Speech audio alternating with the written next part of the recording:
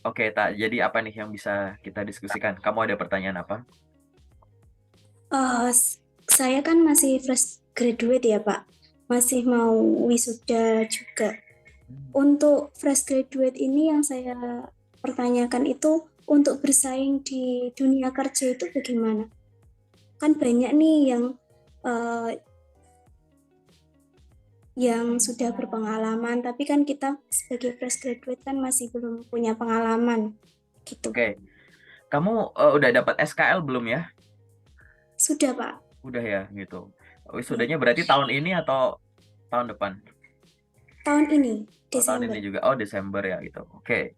Jadi aku jelasin dulu ya, Taya. Memang benar bahwa kita ngomongnya sesuai case-nya aja ya. Akhir tahun ini ada banyak sekali manpower gitu. Banyak sekali job seeker gitu. Jadi biasanya seluruh Indonesia kalau kamu ngeliat gitu, atau kamu kan di Jawa Timur gitu ya, banyak yang wisuda itu ngumpul di semester kedua atau malah di ujung tahun gitu ya. Itu wisudawan itu banyak banget di kampus-kampus. Ya, yang nomor dua adalah kita lihat apa yang sedang terjadi, isu resesi kan ada ya gitu. Mungkin kamu juga udah dengar juga banyak perusahaan yang pada ya gitu ya nge-layoff banyak sekali karyawan, terus atau merelokasi akhirnya layoff juga gitu sampai ya kamu harus update ya berita-berita gitu kan gitu. Jadi ini berngumpul gitu. Orang-orang yang punya pengalaman kerja banyak yang di layoff, yang baru pada wisuda gitu. Jadi kan ngumpul, nyampur jadi satu. Nah, kalau kamu berdiri sendiri, misalkan gini, anggap aja gedung ini ya, gedung ini. Kalau kamu berdiri sendiri gini kelihatan nonjol gitu. Tapi kalau semuanya tingginya hampir sama kan kayak apa pembedanya gitu ya nggak sih gitu. Jadi saking banyaknya job seeker akhirnya yang fresh atau yang experience, yang pengalamannya dikit, pengalamannya banyak. Kalau kamu ngelakuin hal-hal yang biasa-biasa aja akan kelihatan biasa gitu. Karena ada banyak gitu, tersedia banyak. Nah, sekarang aku pengen coba kamu itu bayangin dengan gayamu sendiri gitu ya. Nanti ke depan gaya pencarian kerjamu itu harus berbeda dengan yang lain. Berbeda ya, gitu. Kenapa? Karena kata kuncinya gini, sedikit berbeda itu lebih gampang ditandai daripada sedikit lebih baik. Kalau aku suruh kamu milih, mau sedikit beda atau sedikit lebih baik, pilihlah sedikit beda. Karena sedikit beda ini gampang dinotis daripada sedikit lebih baik, gitu. Kemampuan komunikasi bahasa Inggris. Aku bahasa Inggrisku biasa, kamu juga biasa, tapi biasamu sedikit lebih baik. Ya kayaknya di mata native mungkin ya kita masih selevel ya nggak sih, gitu. Nah, coba sekarang nanti ke depan kamu harus berpikir, sedikit berbeda itu akan lebih gampang ditandai oleh perusahaan daripada sedikit lebih baik itu. Nah, apa yang harus dilakukan? Kamu harus tahu dulu, mungkin aku nggak tahu kamu udah tahu belum. Orang tuh biasanya dapat kerja itu pakai dua cara. Ada yang gara-gara melamar, aktif ngelamar gitu ya, ngirimkan lamaran via macam-macam. Ada yang dapat kerja itu gara-gara ditawari. Jadi dia di DM lewat LinkedIn, dapat email, dapat chat WA kayak gitu. Jadi ditawari akhirnya dia dapat kerja. Nah, kita kan aku nggak tahu nih, kita tuh dapat kerja tipe yang mana. Karena banyak teman-teman di komunitasku tuh dapat kerja gara-gara ngelamar, banyak juga yang Kak aku ditawarin Kak gitu. Nah, kamu harus bayangin, kesamaan ngirim lamaran sama ditawar itu apa sih? Kan intinya sama, yaitu memberitahu perusahaan, memberitahu industri bahwa ada orang sehebat saya loh, bener nggak? Gitu. Kesamaannya tuh itu. Jadi hal nomor dua yang harus kamu bayangkan adalah pikirkan cara biar makin banyak perusahaan tahu ada orang kayak kamu, gitu. Percuma kamu sekedar misalkan IPK 4, bisa ini itu, mampu ini itu, paham ini itu, tapi nggak ada yang tahu gitu. Jadi seolah-olah perusahaan ada atau nggak adanya kamu tuh ya sama aja gitu. Tahu ya? Nah, ini hubungannya dengan apa? Memberitahu ini. Jelas, ini pasti ada hubungan dengan personal branding dan mengirimkan lamaran secara konsisten. Tadi aku bilang bahwa ngirim dapat kerja itu pakai dua cara gitu ya. Ngirim sama ditawari. Kalau ngirim gini, artinya kan pastikan CV-mu itu baik dan benar, dokumen pendukungnya baik dan benar, cara ngirimnya juga baik dan benar, gitu. Jadi akhirnya ini adalah cara branding kamu di atas kertas di awal, memberikan kesan ke perusahaan bahwa ini loh ada orang sehebat saya, Anda nyari orang seperti saya kan, gitu. Silahkan pertimbangkan, gitu. Ini adalah branding di atas kertas paling gampang dulu. Itu lewat satu sisi ini, gitu kan. Memberitahu perusahaan ada orang sehebat saya dengan cara mengirimkan lamaran. Tapi masih ada satu tangan lagi. Tadi kan ini tangan ditawari. Gimana cara ditawari? Nah, di sini paling gampang adalah social media exposure gitu. Kamu harus branding lewat sosmed. Sosmed itu mungkin sejauh ini kamu gunain sosmed itu sebagai untuk ngepoin orang mungkin, sumber entertainmu mungkin, atau sekedar punya, atau sekedar ya buat having fun kalau kamu lagi free.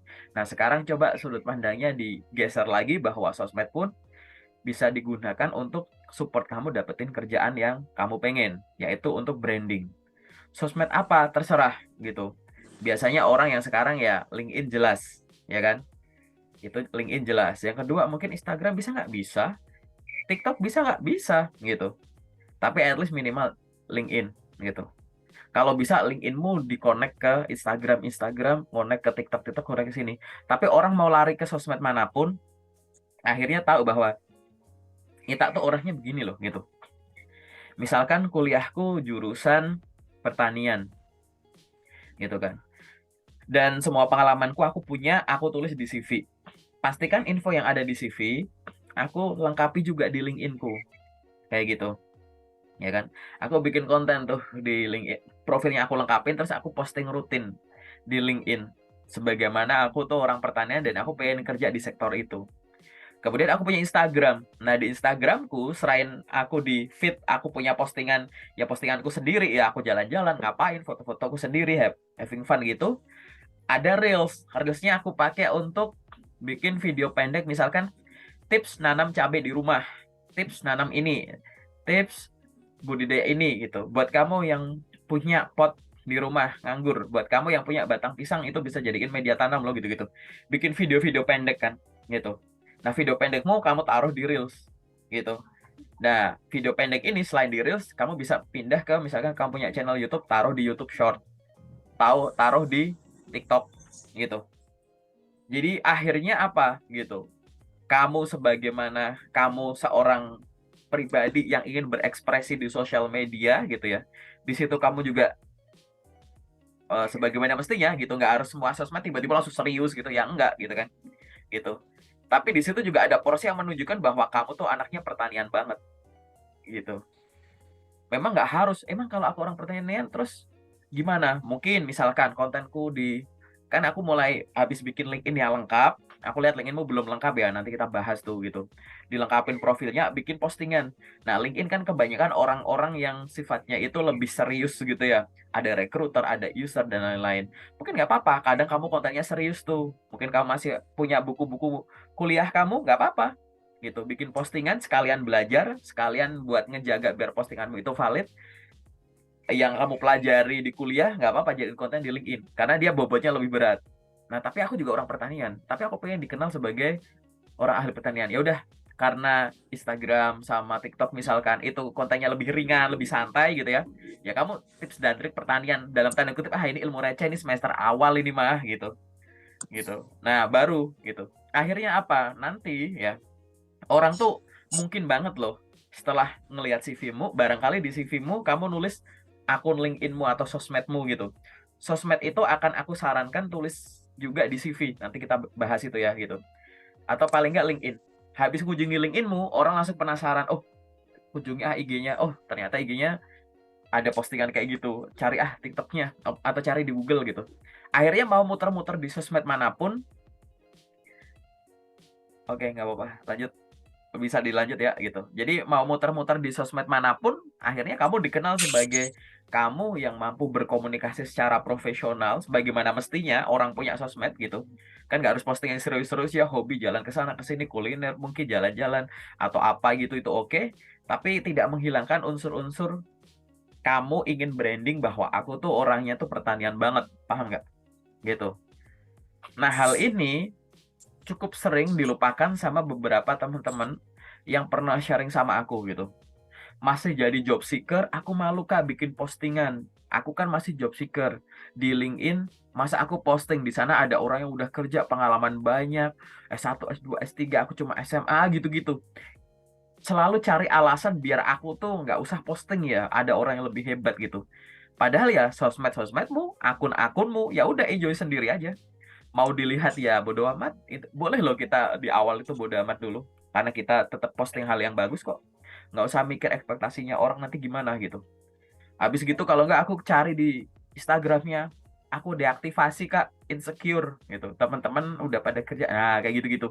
Kalau nggak diprotek, diprotek, ya udah susah gitu. Gimana gitu? Bahkan kalau kamu kemarin update info rekrutmen bersama BUMN atau apa, banyak sosial media ceknya gitu. Nah, kalau diprotek gimana nilainya? Ada yang nggak diprotek, isinya cuma foto profil, following, follower, nggak ada postingan sama sekali. Nah ini apa kayak gini gitu. Padahal di CV kamu bilang bahwa saya orangnya komunikatif bla bla bla. Mungkin di interview juga saya orangnya mampu bersosialisasi dengan banyak orang bla bla bla. Lah tapi tidak terwujud gitu. Sosmed susah ditemukan, begitu ada sosmed yang nggak ada postingan. Ini kan bukankah kamu malah membantah yang kamu klaim gitu. Katanya kamu komunikasinya ini loh gitu. Kalau nggak malah kadang sosmednya ya udah malah komunikasinya nggak bagus gitu, lebih kayak yang entah yang nggak sopan, entah sara atau apa gitu. Jadi malah aneh gitu. Jadi begitu kamu sadar bahwa kamu sedang dalam proses job seeking, kamu harus sadar bahwa exposure kamu harus tinggi juga gitu, ya kan? Karena balik lagi kenapa? Ya kamu nggak tahu nanti your dream job itu akan datang gara-gara kesibukan kamu ngirim atau orang akhirnya nyasar di suatu sosmedmu terus akhirnya dikepoin, akhirnya ditawarin gitu. Karena dua cara ini tuh aku udah nemuin selama berapa tahun ini gitu, teman-teman yang Kak ada orang yang nawarin gini, ini asli nggak? Asli valid, oke lanjut gitu. Kak aku yang tes habis di-update ininya, habis di-review ininya jadi banyak panggilan, oke lanjut gitu. Aku pernah lihat dua ini gitu. Nah maksudku adalah kenapa nggak dilakuin gitu dan menyenangkan loh itu gitu. Itu sangat menyenangkan gitu. Nah ini sekarang tadi kan aku contohnya pertanian nih gitu kan. Dan semua kegiatan yang ada dan yang aku ceritain ini juga dilakukan sama beberapa teman yang udah review sama aku gitu. Nah ini sekarang silahkan lakukan dengan gayamu gitu. Ini secara umum tuh gitu. Jangan akhirnya kamu cuma sibuk bikin akun Jobstreet, akun ini, bikinnya aja seadanya, bikin LinkedIn, infonya seadanya, bikin CV, udah langsung nyari apply mainstream banget. Pakai cara mainstream gitu mungkin nggak kamu dapat job, mungkin banget. Tapi ingat gitu, barangkali job yang ada tuh tidak tidak se-wow kalau kamu ngelakuin secara komplit begini gitu. Nah ini adalah biar kamu kelihatan nonjol di antara semua. Suka nggak suka, kamu itu pasti akan dibandingkan dengan yang lain. Berarti secara nggak langsung kamu harus sadar bahwa kamu punya kompetitor, ya kan? Kompetitor itu siapa? Teman seangkatan, sejurusan, adik tingkat, kakak tingkat, adik tingkat atau teman seangkatan dari kampus lain seluruh Indonesia mungkin. Mungkin orang-orang yang udah dapat kerja tapi pengen ngelamar kerja di posisi yang juga kamu apply gitu. Belum orang-orang jurusan lain yang pengen pindah jurusan gitu, ngelamar di posisi yang kamu lamar dibajak gitu. Itu kan banyak banget gitu loh. Bayangin itu semua kan stres. Nah, sekarang daripada stres kayak gitu, enjoy aja gitu. Dipikirin kamu punya apa? Aku punya pengalaman. Pengalamanku aku tulis di CV. Dari CV aku duplikat ke LinkedIn, ke sini. Di LinkedIn akan jadi begini. Pengalamanku di TikTok jadi gini, pengalamanku di Instagram jadi gini, pengalamanku di mana misalkan job portal, Glints gitu, ke Jobstreet, ke Indeed, ke apa jadi gini. Jadi orang muter-muter nyariin aku ya kayak gini gitu. Gitu. Mau aku nggak tahu yang nyangkut yang mana, udah sebar aja info soal aku gitu. Tahu juga itulah yang namanya branding dan itu jangka panjang. Tadi kan aku udah ada kalimat ya bahwa sedikit lebih beda akan gampang dinotis daripada sedikit lebih baik gitu kan. Itu kamu harus lakukan itu. Beda itu kan nggak harus yang jam sama HP gitu ya, nggak usah langsung gitu ya kan. Bahkan kalau kamu misalkan HP yang satu HP-nya begini, satu HP-nya gini, satunya HP-nya flip, satu HP-nya ya gitu-gitu, padahal pasti ngomongin HP gitu. Nggak usah yang HP, ballpoint juga ada ballpoint yang diputer, ada yang dibuka gitu. ada yang ceklek-ceklek gitu-gitu. Nah, terserah gitu. Ini padahal baru masih ngomongin bapak. Jadi sedikit lebih beda, nggak harus bendanya beda, nggak harus kegiatannya langsung beda gitu. Bikin konten orang-orang biasanya sharing soal yang berat-berat, aku yang ringan. Orang-orang biasanya posting artikel doang. Aku posting apa misalkan video nggak apa-apa. Banyak orang misalkan di LinkedIn perkenalan diri ditulis terus yang dilampirin CV sama foto itu salah ya, jangan dilakuin. Nanti kamu lihat di ya sebenarnya boleh-boleh, tapi bukan gitu sih yang harusnya dilakuin gitu. Ya kenapa kamu nggak bikin perkenalan dirinya pakai video pendek aja gitu, di-record aja. Selamat siang Bapak Ibu, rekan-rekan LinkedIn. Perkenalkan nama saya ini, saya adalah seorang lulusan jurusan ini dengan keterampilan ini. Saya memiliki pengalaman magang di sini, saya terbiasa untuk melakukan ini itu. Saya menguasai ini. Saya juga mampu mengoperasikan software ini. Saya juga fasih berkomunikasi menggunakan bahasa ini atau ini. Saat ini saya sedang mencari kesempatan bekerja untuk menjadi ini. Bagi Bapak Ibu yang yang memiliki informasi terkait dengan lowongan tersebut, dipersilahkan untuk dapat mereview profil LinkedIn saya sehingga nanti kita dapat berkomunikasi lebih lanjut terkait dengan kerjasama. Semoga ilmu saya dapat berguna di perusahaan Bapak. Misalkan gitu, asal aja ngomong gitu kan, gitu. Posting di LinkedIn, posting di TikTok, posting di mana gitu. So asik aja, gitu. Habis itu besok sharing apa ya, ngomong pendek apa lagi ya gitu kan. Ngomongin soal tadi pertanian, tips nanam cabai. Oke teman-teman, sehari ini aku pengen share soal. Jadi aslinya tuh orang ya ini satu tips ya. Orang tuh posting di LinkedIn tuh kebanyakan apa? Artikel, foto. Kenapa kamu nggak bikin video-video pendek banyak gitu? Itu aja udah beda. Ini aku bocorin loh ini. Ini bocorin yang bakal aku lakuin gitu. Beneran gitu, aku bikin gitu. Ya kan? Kenapa ngelakuin itu? Orang banyak posting video pendek di TikTok, ya udah lakuin juga nggak apa-apa. Tapi di LinkedIn nggak ada. Begitu kamu lakuin langsung beda loh, kamu kontras langsung kan. Di saat orang perkenalan diri pasang pas foto gede banget gitu, posting pas CV gede banget, kamu ngajak ngomong orang. Akhirnya apa? Kamu dikenal orang, kemampuan komunikasimu juga diasah di situ gitu. Ya kan. Nah ini loh hal-hal semacam ini bisa dipikirkan. Ini masih ada banyak nih ya. Ini kalau aku tulis, kalau kita zoom bisa berjam-jam nih aku jelasin. Masih banyak loh. Dari hal yang paling simpel aja gitu. Gitu. Ya kan. Nah ini coba aku sengaja ngomong kemana-mana. Karena apa? Ini yang pasti akan selalu aku lakukan ke teman-teman yang belum lulus gitu. Biar kamu otaknya traveling kemana-mana dulu gitu. Oh iya aku bakal ngelakuin ini. Aku ngelakuin ini gitu. Nah dari semua hal ini tuh yang penting apa sih, kok kayaknya kegiatannya banyak? Time management gitu. Ya, coba kamu cek waktumu 24 jam itu penggunaannya udah efektif belum gitu. Jadi kamu misalkan 24 jam kurangin waktu tidurmu, kurangin waktu mungkin bantu-bantu orang tua di rumah pagi, siang, sore, malam berapa. Waktumu me time, santai-santai, nonton drakor, main, hangout gitu ya. Berapa. Nanti pasti kamu akan punya slot waktu produktif. Nah, waktu produktifmu ini silahkan kamu bagi jadi 2. Boleh 50-50, boleh 70-30, 60-40, terserah. Yang penting satu porsi kamu gunakan untuk lamar kerja, satu porsi untuk pengembangan diri. Belajar hal yang belum tahu, termasuk juga branding. Gitu. Mikirin postingan apa, aku pengen sharing apa, gitu-gitu. Nah, ini adalah cycle yang bisa kamu lakukan biar apa? Biar jawab pertanyaanmu tadi. Gitu. Panjang kan? Gitu. Tapi kelihatan menyenangkan kan ya? Iya, Oke. Pak. Oke, jelas ya, cukup jelas ya. Ada pertanyaan lagi Iya. nggak? Atau ada tanggapan Berarti apa gitu? berarti kalau untuk foto video itu semisal masih perkuliahan ataupun pembelajaran ataupun praktek itu bisa ya, Pak ya? Boleh banget kuliah, ya kan? Momen kuliah, momen praktikum, momen belajar, momen organisasi, event saat organisasi, hangout sama temen, ngapain gitu, nggak apa-apa gitu.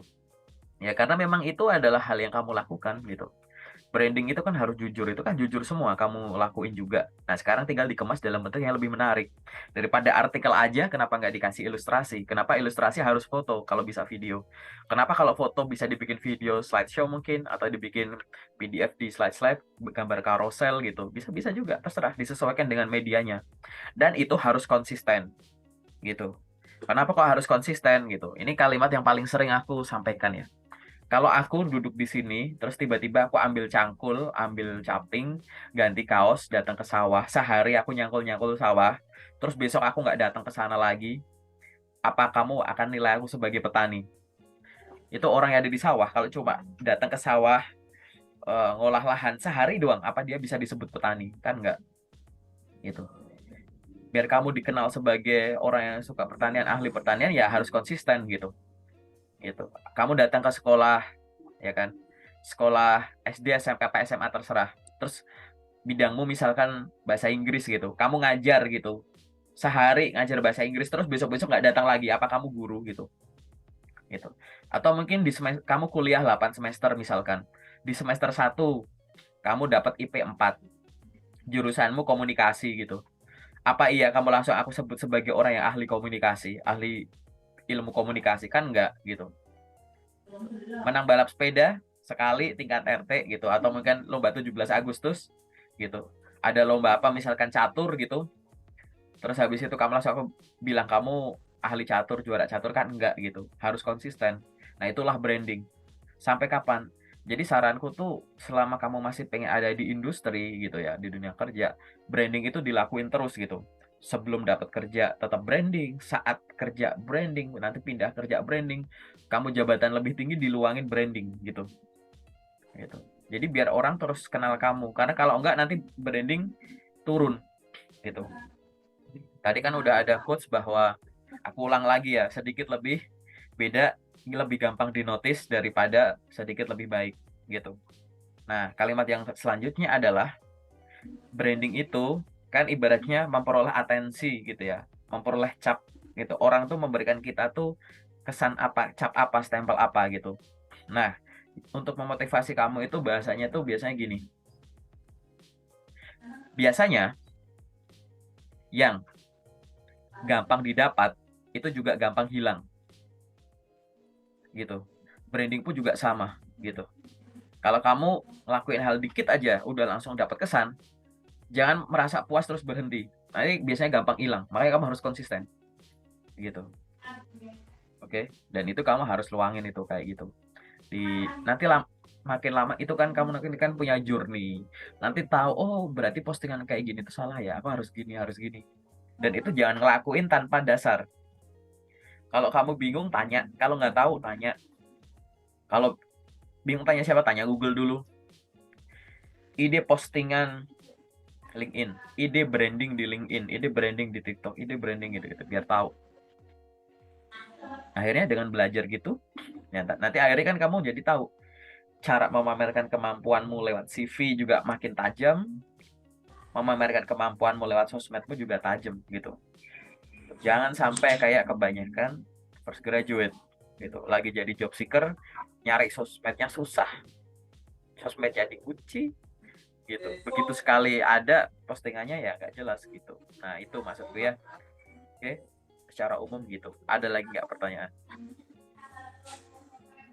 Sama itu Pak, untuk LinkedIn itu gimana ya Pak? Cara kerjanya. Ini kita persimpel dulu ya. Pertanyaanmu kan masih basic gitu ya. Nomor 1, Ya, kamu kan udah punya LinkedIn tuh. Jadi kalau nomor 1 gini, kalau belum punya ya bikin. Oke. Nomor 2, kalau sudah punya, dilengkapi dulu profilnya. Lengkapin dulu. Banyak informasi nggak ada kok di LinkedIn kalau nggak salah. Maksudnya gini, secara umum gini. Misal kamu punya pengalaman magang, misalkan. Di CV tertulis kamu ada pengalaman magang, tapi di LinkedIn nggak ada, ya jangan gitu. Paham nggak? Gitu. Kalau di CV ada pengalaman magang, di LinkedIn juga harus ada pengalaman magang. Di CV pengalaman pendidikan, ini pendidikan. Di sini kamu masukin pengalaman kursus, pelatihan, bootcamp, di LinkedIn juga sama gitu. Ibaratnya kayak duplikatnya CV gitu loh.